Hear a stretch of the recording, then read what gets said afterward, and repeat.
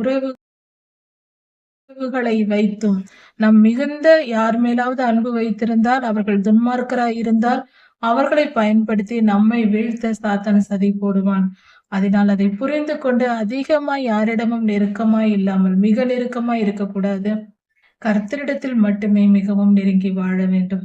உறவினர்களை எங்கெங்கு வைக்க வேண்டுமோ அந்தந்த ஸ்தானத்தில் வைத்துவிட்டு, நாம் கர்த்தரோடு அண்டிக் கொண்டு அவர் மார்பில் என்றும் சாய்ந்திருக்க வேண்டும். அதுவே சிறந்த வாழ்க்கை. அதுவே நம்மை நித்திய ஜீவனுக்குள் கொண்டு போய் சேர்க்கும். நம்முடைய பிதாவாகிய தேவனுடைய அன்பு, ஆண்டவராகிய இயேசு கிறிஸ்துவின் கிருபையும் சமாதானமும் உங்கள் அனைவரோடும் கூட என்றென்றைக்கும் இருப்பதாக. தலைப்பு: நான் உன்னை விட்டு விலகுவதும் இல்லை, என்னை கைவிடுவதும் இல்லை. அவர்களுக்கு ஒரு குறைவும் இல்லாதபடிக்கு நிறைவாய் இருக்கும்படி கர்த்தர் செய்கிறார். கர்த்தர் முழுமையாய் அந்த ஜனங்களை ஆசீர்வதிக்கிறார். அப்படி ஆசீர்வாதத்தை பெற்றுக்கொண்ட ஜனங்கள் சும்மா இருப்பார்களா? நன்றாக உணவு, உடை எல்லாம் கிடைத்து திருப்தியாக செல்வ செழிப்போடு வாழ்கிறவர்களால் சும்மா இருக்க முடியாது. மனிதனுடைய பொல்லாத மனம் அது. அவன் பாவம் செய்ய ஓடுவான். எல்லாம் நிறைவாய் இருந்தால் அவனுடைய நோக்கம் பாவமாய் இருக்கும். அதனால்தான் கர்த்தருக்கு கோபம் வருவது. எல்லா ஆசீர்வாதத்தையும் நிறைவாய் கொடுத்து சந்தோஷமாய் வாழுங்கள் என்றால், இவன் கொஞ்சம் செழிப்பான உடனே பாவம் செய்ய தொடங்கி விடுவான். பெருமைக்கு அலைவான், புகழ்ச்சிக்கு விரும்புவான், சுயநலமாய் வாழ்வது, பிறரை துன்பப்படுத்துவது, பெருமை கொண்டு அழிந்து போவது, இப்படிப்பட்ட துன்பமான கர்த்தர் அருவருக்கிற குணங்கள் எல்லாம் இவனுக்கு வந்துவிடும். மனித இனம் அப்படித்தான் அன்று முதல் இன்று வரை நடந்து கொண்டிருக்கிறது. வேதம் அதற்கு சாட்சியாய் இருக்கிறது. இப்படியாக மனிதன் பாவம் செய்யும் போது மீண்டும் அந்த மனிதன், ஆசீர்வாதமாய் வாழ வேண்டிய மனிதன் அக்கிரமம் செய்து பொல்லாப்பு செய்வதினால் மீண்டும் குறைவுபட தொடங்குகிறான். செழிப்பெல்லாம் போகிறது, வறண்ட நிலமாகிறது. அவன் செழிப்பில்லாமல் துன்பத்திலும் ஆபத்திலும் துயரத்திலும் எல்லாவற்றிலும் சிக்கிக்கொண்டு வேதனையை அனுபவித்து குறைவுபட்டு தாழ்ந்து போகிறார்கள். ஆசீர்வாதம் வந்தவுடன் ஒழுங்காய் இருக்க வேண்டும். ஆசீர்வாதம் வந்தவுடன் அடுத்தது பெருமைப்பட தொடங்குகிறது. எனக்கு இது இருக்கிறது, எனக்கு அது இருக்கிறது, என்னிடத்துல இது இருக்கிறது, எனக்கு என்ன குறை என்று பெருமை வந்துவிடும். அந்த பெருமையோடு சுயநலம் ஒற்றிக்கொள்ளும். அதன் பின்பு பொய் வரும், பித்தலாட்டம் வரும், பார்ட்டி, என்ஜாய்மெண்ட் என்று பொழுதுபோக்குகள் வரும். பலரோடு சேர்ந்திருக்கும் பொழுது அதிக பாவங்கள் தன்னால் வரும். இப்படி மனிதன் ஒரு மிருகத்தை போல மாறிவிடுகிறான். நன்மையை அனுபவிக்க தெரியாது. நன்மை வரும் வரைக்கும் அதற்காக ஏங்கி கிடப்பது, வேண்டுவது, கர்த்தரிடம் மன்றாடுவது, நன்மையை தாருமாண்டவரே ஆசீர்வதியும் ஆசீர்வதியும் என்று கேட்பது. ஆசீர்வாதத்தை பெற்றுக்கொண்டவுடன் அக்கிரமம் செய்ய தொடங்குவது. இதுதான் மனிதனின் சுபாவமாய் இருக்கிறது. உணர்ந்து கொள்வோம். நம்மை நாம் யார் என்று உணர்ந்து கொள்வோம். மனித சுபாவம் என்ன என்பதை உணர்ந்து கொள்வோம். சமுதாயம் எப்படி சீரழிந்து கிடக்கிறது என்பதை புரிந்து கொள்வோம். இயற்கை சீற்றங்களும் கொள்ளை நோய்களும் ஆபத்துகளும் யுத்தங்களும் போர்களும் வருகிறதே ஏன் வருகிறது? நம்மால் வருகிறது. நம்முடைய அக்கிரம சிந்தையினால் வருகிறது. அழிவுகள் வருவதற்கு காரணம் யார்? நாமே. மனித இனம்தான் இன்று பூமியை அழித்துக் கொண்டிருக்கிறது. அனைத்து தீமைகளுக்கும் மொத்த காரணமே நாம் தான். கர்த்தர் எல்லாவற்றையும் நன்மையாய் அனுப்புகிறார். அதையெல்லாம் பெற்றுக்கொண்டு தீமையாக்குவது நம்முடைய செயல்களே. நம்மளுடைய அக்கிரம சிந்தை, சுயநலம், பெருமை இவைதான். நான் அதை சாதிக்கிறேன், நான் இப்படிப்பட்ட சாதனையாளன் என்று பெருமை பேசி திரிந்து பொல்லாத சாத்தானுக்கு இடம் கொடுத்து அவன் வந்து நம்மை ஆளுகை செய்து பூமியை கெடுத்து போடுகிறான்.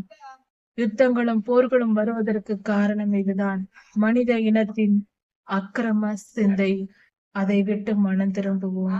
அவர்கள் இப்படிப்பட்ட கர்த்தரால் ஆசீர்வதிக்கப்பட்டவர்கள் பாவம் செய்யும் பொழுது கர்த்தர் அவர்களுடைய பிரபுக்களை தாழ்த்துகிறார். தாழ்மையான நிலையில் கொண்டு போய் வைத்து அலைந்து திரிய பண்ணுகிறார். ஏனென்றால் அவர்கள் தான் ஜனங்களை தவறாக வழி நடத்துகிறார்கள். அப்படிப்பட்டவர்களை அலைந்து திரிய பண்ணுகிறார். எளியவனையோ, எளிமையும் தாழ்மையுமாய் இருக்கிறவன், எளிமை என்றால் ஏழை அல்ல, மிகுந்த பணக்காரனாக கூட இருக்கலாம். எளிய மனம் உடையவன், யாரும் நெருங்கி உடனே பேச முடியும் என்று கூடியவர்கள், தாழ்மையானவர்கள், மற்றவர் பேசுவதை கேட்கும் அனுபவம் உள்ளவர்கள், தன்னைத்தான் இருதயத்தில் தாழ்த்தி வைத்திருப்பவர்கள், எளியவர்கள். அப்படிப்பட்ட எளியவர்களை கர்த்தர் உயர்த்துகிறார். அவர்களை உயர்ந்த அடைக்கலத்தில் வைத்து அவர்களை மந்தையைப் போல ஆக்குகிறார். அவர்களை பெருக பண்ணுகிறார். பெருமையுள்ளவனை அழித்து அலைந்து திரிய பண்ணுகிறார். ஆனால் எளியவர்களையோ கர்த்தர் உயர்த்தி வைத்து பாதுகாத்து அழகு பார்க்கிறார். இப்படி நடப்பதை உத்தமர்கள் பார்த்து மகிழுவார்கள். உத்தமர்கள் நல்லவர்களுக்கு நன்மை நடக்கும்போது அவர்கள் அதை பார்த்து கண்டு மகிழ்ந்து சந்தோஷப்படுவார்கள். நியாயக்கேடெல்லாம் வாயை மூடும். நியாயக்கேடு உள்ளவர்கள், அக்கிரமக்காரர்கள், நியாயத்தை செய்யாதவர்கள், அவர்கள் தங்கள் வாயை மூடிக்கொள்வார்கள். கர்த்தர் அப்படிப்பட்டவர்களுடைய வாயை மூடி போடுவார், அடக்கி போடுவார். அவர்கள் வாய் திறவாதபடிக்கு கர்த்தர் பெரிய காரியங்களை செய்வார். எளியவனையும் உத்தமர்களையும் கர்த்தர் உயர்த்தி வைப்பார். எவன் ஞானம் உள்ளவனோ, ஞானம் உள்ளவன் இதை கவனித்து பார்க்க கடவன். ஞானம் உள்ளவன் கர்த்தருடைய கிருபைகளை உணர்ந்து கொள்ளுவான். ஞானம் உள்ளவர்களால் தான் கர்த்தருடைய கிருபையை உணர்ந்து கொள்ள முடியும். அவர் மகா பெரியவர், அவருடைய கிருபை பெரியது. தேவனே, என் இருதயம் ஆயத்தமாய் இருக்கிறது. உம்மை துதித்து பாடி மகிழ ஆயத்தமாய் இருக்கிறது. உமக்காக கர்த்தாவே, என் இருதயம் ஆயத்தமாய் இருக்கிறது. என்னோடு பேசும். நான் உம்மை துதித்து பாடி கீர்த்தனம் பண்ணுவேன். உம்முடைய சமூகத்தில் மகிழ்ந்திருப்பேன். வீணையே, சுரமண்டலமே, துதித்து பாடு, கர்த்தருக்கு மகிமையை செலுத்து. வீணையே, சுரமண்டலமே, விழித்திரு. நானும் அதிகாலையில் எழுந்திருப்பேன். கர்த்தரை துதித்து பாடுவோம். கர்த்தருக்கு மகிமையை செலுத்துவோம். கர்த்தர் பெரியவராயிருக்கிறார். அவர் மிகவும் பெரியவர். கர்த்தரை துதித்து பாட சந்தோஷமாய் இருதயத்தின் ஆழத்திலிருந்து வாஞ்சையாய் நாம் தேடுவோம். கர்த்தரை பாடுவதற்கும் துதிப்பதற்கும் கீர்த்தனம் பண்ணுவதற்கும் அவர் செய்த கிரியைகளை பிரஸ்தாபப்படுத்துவதற்கும் பலருக்கும் சொல்வதற்கும் வெளிப்படுத்துவதற்கும் வாஞ்சையாய் இருக்க வேண்டும். நன்றி அறிதல் உள்ளவர்களாய் இருக்க வேண்டும். நன்றி உணர்வு என்பது நமக்கு எந்நாளும் வேண்டும். கர்த்தரை மகிமைப்படுத்த வேண்டும். கர்த்தரை மகிமைப்படுத்துவது, துதிப்பாடல் பாடுவது என்றாலே கர்த்தருக்கு நன்றி உடையவர்களாய் நம்மை வெளிப்படுத்துவதாகும்.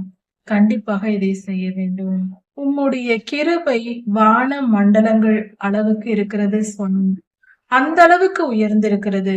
கர்த்தருடைய கிருபையானது வான மண்டலம் வரைக்கும் உயர்ந்திருக்கிறது.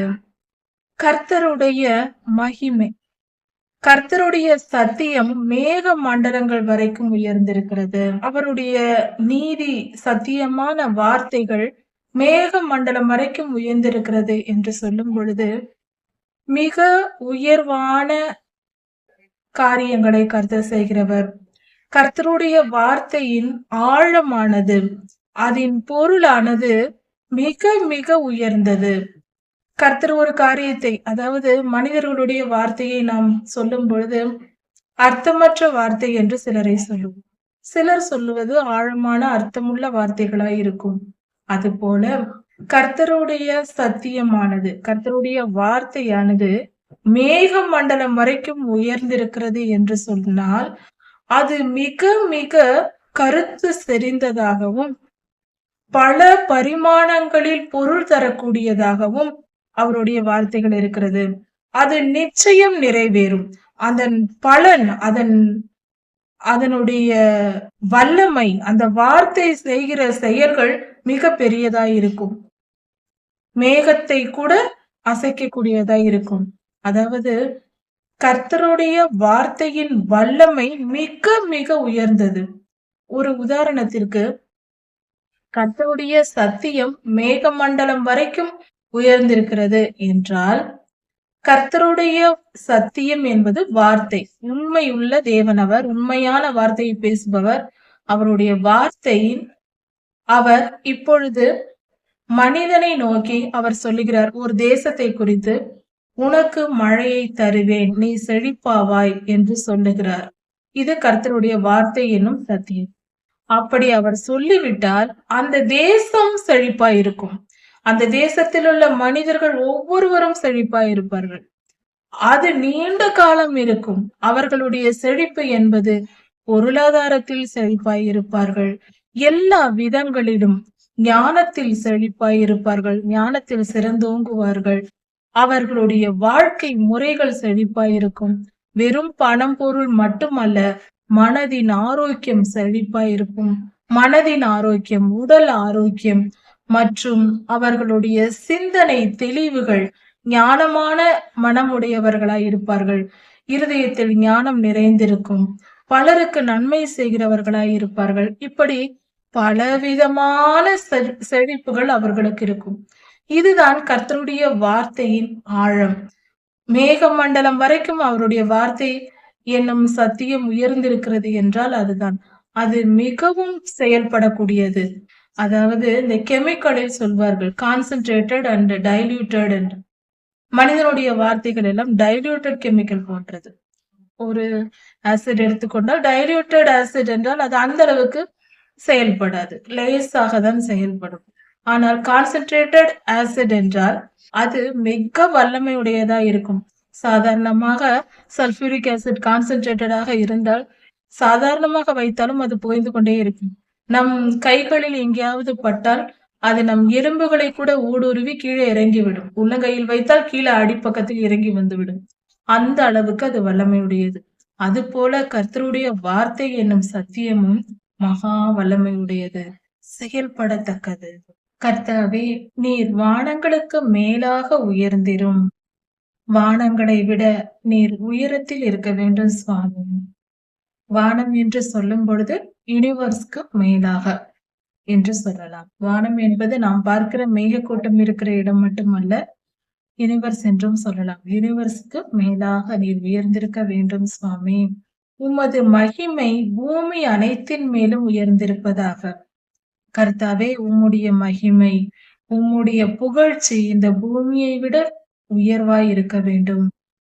நீர் செய்கிற காரியங்கள், உம்முடைய செயல்கள் அவ்வளவு மேன்மையானது. உம்முடைய நாமம் மகிமைப்படுவதாக. கர்த்தருக்கு புகழ்ச்சியை செலுத்த வேண்டும். அவர் செய்த காரியங்களை நாம் வெளிப்படுத்த வேண்டும். அவர் நம் வாழ்வில் செய்த நன்மைகளை நினைத்து பார்க்க வேண்டும். இதையெல்லாம் செய்ய வேண்டும் என்று வேதம் சொல்லுகிறது. துதி செலுத்துதல், மகிமையை செலுத்துதல் என்றால் கர்த்தருக்கு நன்றி செலுத்துதல், நாம் நன்றியுடையவர்கள் என்பதை வெளிப்படுத்தும் செயலாக இது இருக்கிறது. உமக்கு பிரியமானவர்கள் விடுவிக்கப்பட வேண்டும் சுவாமி. உமக்கு பிரியமானவர்கள் என்று சொல்லும் போது அது உம்முடைய நீதிமான்கள், கர்த்தருடைய நீதிமான்களும் பரிசுத்தவான்களும் அவர்கள் படுகிற பாடுகளிலிருந்தும் வேதனைகளில் இருந்தும் சிறையிருப்புகளில் இருந்தும் விடுவிக்கப்பட வேண்டும். அவர்கள் கட்டுகளில் இருந்து அவர்கள் விடுவிக்கப்பட வேண்டும் சுவாமி. இப்படியாக நீர் அவர்களை விடுவித்து, அப்படி அவர்களை விடுவித்து உம்முடைய வலது கரத்தினால் அவர்களை காப்பாற்றி, உம்முடைய வலது கரத்தினால் அணைத்து அவர்களை மீட்டு கொண்டு காப்பாற்றி சுவாமி அவர்களை விடுவியும். எங்கள் ஜெபத்தை கேட்டருளும். உம்முடைய நீதிமான்களையும் பரிசுத்தவான்களையும் விடுவிக்க வேண்டும் சுவாமி. நீர் உம்முடைய வலது கரத்தினால் அவர்களை காப்பாற்றி விடுவித்து எங்கள் ஜெபத்தை கேட்டருளும். எங்கள் விண்ணப்பங்களை ஏற்றுக்கொள்ளும். தேவன் தம்முடைய பரிசுத்தத்தை கொண்டு சொன்னார். பரிசுத்தத்தை வைத்து கர்த்தர் சொன்னார், அதனால் நான் களி கூர்ந்து மகிழுவேன். கர்த்தர் உறுதியாய் ஆணையிட்டு சொல்லி இருக்கிறார். அதனால் நான் சந்தோஷமாக களி கூர்ந்து மகிழுவேன். கர்த்தர் எனக்கு சீகேமை பங்கிட்டார். சீகேம் தேசத்தை எனக்கு பங்கு போட்டு கொடுத்தார். சுக்கோத்தின் பள்ளத்தாக்கை அளந்து பார்த்தார். சீகேமை எனக்கு பங்கிட்டு கொடுத்து சுக்கோத்தின் பள்ளத்தாக்கை அளந்து கொடுத்தார். சுக்கோத்தின் பள்ளத்தாக்கு என்பது கானான் தேசத்தின் நுழைவாயில். அந்த சமயத்தில் கானானுக்குள் இஸ்ரவேலர்கள் நுழைந்த பகுதியில் இருக்கிற இடமா இருக்கிறது. அந்த சுக்கோத்தில் இருந்து அந்த பள்ளத்தாக்கை எங்களுக்கு ஆண்டவர் கொடுத்தார். சீகேமை கொடுத்தார். கீலேயாத்தை எனக்கு கொடுத்தார். கீலேயாத் என்னுடையது, மனாசேயும் என்னுடையது. கீலேயாத்தின் தேசமும் மனாசேயின் தேசமும் என்னுடையதா இருக்கிறது. அந்த ஆசீர்வாதங்களும் அந்த கோத்திரத்தாரின் ஆசீர்வாதமும் என்னுடையது. எப்ராயிம் என் தலையின் பலன். எப்ராயிம் தேசம், எப்ராயிம் கோத்திரத்தார் என் தலையினுடைய பலனாயிருக்கிறார்கள். யூதா என் நியாய பிரமாணிகன். யூதா எனக்கு நியாயப்பிரமாணிகன். அப்படி என்றால் ஆசாரியத்துவம் உடையவர்கள். யூதா எனக்கு நியாயப்பிரமாணிகளாய் இருப்பார்கள். அவர்கள் எல்லோரும் என்னோடு இருப்பார்கள். யூதாவும் எப்ராயிம் மனாசேயும் எல்லாம் என்னுடையதா இருக்கிறது. கீலேயாத்தும் என்னுடையதா இருக்கிறது. மோவாப் என் பாத பாத்திரம். இந்த மோவாப் தேசம் கர்த்தருக்கு விரோதமானது. அதை என் பாத பாத்திரம் என்றால் நான் காலையில் மிதித்து போடுவேன் என்று சொல்லப்படுகிறது. ஏதோமின் மேல் என் பாதரட்சையை எரிந்து போடுவேன். ஏதோம் என்பது துன்மார்க்கரை குறிக்கிற காரியமா இருக்கிறது. மகா பாவம் செய்கிற கூட்டத்தாராய் இருந்தவர்கள் இவர்கள். ஏதோம் என்பது ஏசாவை குறிக்கிறது. ஏசாவுக்கு ஏதோம் என்று பெயர் உண்டு. அந்த வம்சத்தில் வந்தவர்கள். அவர்கள் மேல் பாதரட்சையை எரிந்து போடுவேன் என்றால் அவமானப்படுத்துவேன் என்பது பொருளாகிறது. இவர்கள் ஏதோமும் மோவாபும் கர்த்தருக்கு அருவருப்பானவர்கள். அந்த ஜனங்கள் இப்பொழுது உயிரோடு இல்லை என்று சொல்லப்படுகிறது. பெலிஸ்தியாவின் மேல் ஆர்ப்பரிப்பேன். பெலிஸ்தியர்கள் கர்த்தருக்கு விரோதமாய் செயல்படுகிறவர்கள், கர்த்தருடைய பிள்ளைகளை எதிர்க்கிறவர்கள். அவர்கள் மேல் ஆர்ப்பரிப்பேன், அவர்கள் மேல் அனைத்தும் செய்வேன். அதாவது இந்த ஜனங்களை குறித்து சொல்லும் பொழுது இது அந்த குறிப்பிட்ட ஜனங்களை பற்றி சொல்வது அல்ல. இந்த ஜனங்கள் என்றால் இவர்களுடைய குணங்களைப் போல இன்றும் நம் மத்தியில் வாழ்ந்து கொண்டிருக்கிறவர்கள். இந்த ஜனங்களை ஆளுகை செய்த பொல்லாத ஆவிகள் இன்று வாழும் ஜனங்களையும் ஆளுகை செய்கிறது. துன்மார்க்கத்தையும் அக்கிரமத்தையும் பாவத்தையும் செய்ய தூண்டுகிற பொல்லாத ஆவிகளால் பிடிக்கப்பட்டவர்கள் எல்லோரும் இந்த தீயவர்களின் வழியில் வருகிறவர்கள். அவர்களை நான் அழித்து போடுவேன், அவமானப்படுத்துவேன், காலால் மிதித்து போடுவேன் என்று இங்கு சொல்லப்பட்டிருக்கிறது. இப்படியாக நாம் செயல்பட வேண்டும் என்பதை கர்த்தர் வெளிப்படுத்தி இருக்கிறார். துன்மார்க்கருக்கு விரோதமாய் எழும்ப வேண்டும். அக்கிரமத்தையும் துன்மார்க்கத்தையும் எதிர்த்து எதிர்க்க வேண்டும். துணை போகக்கூடாது, ஆதரவு தரக்கூடாது, கண்டு கொள்ளாமலும் இருக்கக்கூடாது. எதிர்க்க வேண்டும். அதை நம் மண்டையில் வைத்துக் கொள்ளக்கூடாது. துன்மார்க்கர் அண்டையில் நாம் இருக்கவும் கூடாது. அவர்களை விட்டு விலகி இருக்க வேண்டும். ஒரு வீட்டில் இருந்தால் கூட விலகி இருக்க வேண்டும் மனதளவில். அது மிகவும் முக்கியம். நம் குடும்பத்தாராய் இருக்கும் பொழுது நாம் துன்மார்க்கராய் அவர்கள் செயல்பட்டால் நம்மால் விலகி இருக்க முடியாது. ஒரு கணவனாக இருக்கலாம், மனைவியாக, பிள்ளையாக, தாயாக, தகப்பனாக, மாமனாராக, மாமியாராக, இப்படி உறவினர்களாக இருக்கும் பொழுது, நெருங்கிய உறவினராய் இருந்தால் அவர்களை விட்டு நாம் விலக முடியாத சூழ்நிலை இருந்தால் மனதிலவிலாவது விலகி இருக்க வேண்டும். அதிகம் பேசாமல் ஒதுங்கி வாழ பழகி கொள்ள வேண்டும். ஏனென்றால் நமக்கு கர்த்தர் தான் முதல் உறவு, பின்புதான் மற்றவை. உறவுகளுக்கு முக்கியத்துவத்தை கொடுத்து கர்த்தரை அதனால் விழுந்து போகக்கூடாது. உறவுகளை பயன்படுத்தியும் கர்த்தரை விட்டு சாத்தான் நம்மை பிரிக்க பண்ணுவான். உறவுகளை வைத்தும் நம் மிகுந்த யார் மேலாவது அன்பு வைத்திருந்தால், அவர்கள் துன்மார்க்கராய் இருந்தால் அவர்களை பயன்படுத்தி நம்மை வீழ்த்த சாத்தான் சதி போடுவான். அதனால் அதை புரிந்து கொண்டு அதிகமாய் யாரிடமும் நெருக்கமாய் இல்லாமல் மிக நெருக்கமாய் இருக்கக்கூடாது. கர்த்தரிடத்தில் மட்டுமே மிகவும் நெருங்கி வாழ வேண்டும். உறவினர்களை எங்கெங்கு வைக்க வேண்டுமோ அந்தந்த ஸ்தானத்தில் வைத்துவிட்டு நாம் கர்த்தரோடு அண்டிக் கொண்டு அவர் மார்பில் என்றும் சாய்ந்திருக்க வேண்டும். அதுவே சிறந்த வாழ்க்கை. அதுவே நம்மை நித்திய ஜீவனுக்குள் கொண்டு போய் சேர்க்கும். அரணான பட்டணத்திற்கு என்னை கொண்டு போகிறது யார்? அரணான பட்டணம், பாதுகாப்பான பட்டணத்திற்கு, மிகப்பெரிய பட்டணத்திற்கு என்னை கொண்டு போவது யார் போவார்? ஏதோம் வரைக்கும் எனக்கு வழிகாட்டுவது யார்? யார் எனக்கு வழிகாட்டுவார்? எங்கள் சேனைகளோடு புறப்படாமல் இருந்த கர்த்தர் அல்லவா? ஏன் நாங்கள் சேனையாக புறப்பட்டு யுத்தத்திற்கு போகும்போது, ஏதோமை நோக்கி யுத்தத்திற்கு போகும்போது எங்களுக்கு யார் வழிகாட்டுவார்? நாங்கள் புறப்பட்ட போது புறப்படாமல் நாங்கள் ஆபத்து நேரத்தில் கூப்பிட்ட போது இறங்கி வந்து எங்களுக்கு வழிகாட்டினது எங்கள் ஆண்டவர், என் நேசர், என் ஆண்டவர், என் தேவன், என் பரம தகப்பன். அவரே எனக்கு வழிகாட்டுகிறவர், சேனைகளின் கர்த்தர். அவரே என்னை அரணான பட்டணத்திற்குள் கொண்டு போய் சேர்க்கிறார். பரலோக ராஜ்யத்திற்குள்ளும் நம்மை கொண்டு போய் சேர்ப்பார். இவ்வுலக வாழ்க்கையிலும் பாதுகாப்பான சூழ்நிலையை நமக்கு கொடுத்து அங்கு கொண்டு போய் சேர்ப்பார். இக்கட்டில் எங்களுக்கு உதவி செய்யும் கர்த்தாவே. கர்த்தாவே, இக்கட்டு நேரத்தில் எங்களுக்கு உதவி செய்யும். மனிதனின் உதவிகள் விருதா. மனிதனுடைய உதவி எங்களுக்கு எதற்கு? அது தேவையில்லாதது, அது விருதா. அதனால் பலன் என்ன? பலனற்ற மனிதர்களின் உதவி அல்ல சுவாமி, உம்முடைய உதவி எனக்கு தேவை. நீர் எனக்கு உதவி செய்யும். தேவனாலே பராக்கிரமம் செய்வோம். கர்த்தரால் பராக்கிரமம் செய்வோம். கர்த்தரே தேவன், அவரால் அவருடைய நாமத்தினால் பராக்கிரமம் செய்வோம். கர்த்தரே எங்கள் சத்துருக்களை மிதித்து போடுவார். எங்கள் சத்துருக்களை எதிர்த்து மிதித்து அழித்து போடுவார். கர்த்தர் பெரியவராய் இருக்கிறார். ஞானமாய் நடந்து கர்த்தருடைய கிருபையை நாம் அறிந்து புரிந்து சமாதானமாய் வாழ்வோம். கர்த்தருடைய அன்பு பெரியது. நன்றியுள்ளவர்களாய் இருப்போம். கர்த்தருக்கு மகிமையை செலுத்துவோம். இதன் தொடர்ச்சியை அடுத்த செய்தியில் பார்க்கலாம். கர்த்தர் உங்களை ஆசீர்வதிப்பாராக. மாரநாதன்.